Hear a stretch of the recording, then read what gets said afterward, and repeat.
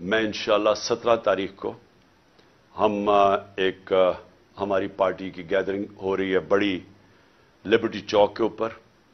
और इंशाल्लाह लिबर्टी चौक में मैं अपने खिताब के ऊपर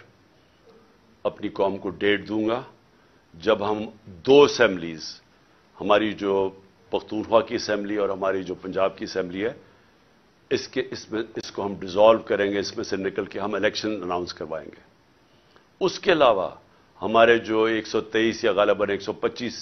नेशनल असेंबली के मेंबर्स हैं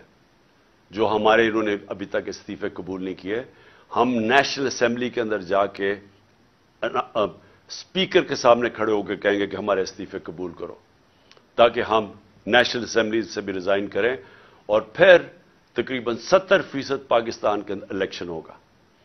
कानून आइन यह कहता है कि जैसी असेंबलीज डिसॉल्व होती हैं तो उसके 90 दिन के बाद इलेक्शन होगा। तो ये समझ लें कि इंशाअल्लाह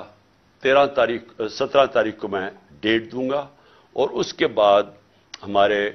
70% पाकिस्तान इलेक्शन में चला जाएगा, इलेक्शन मोड में।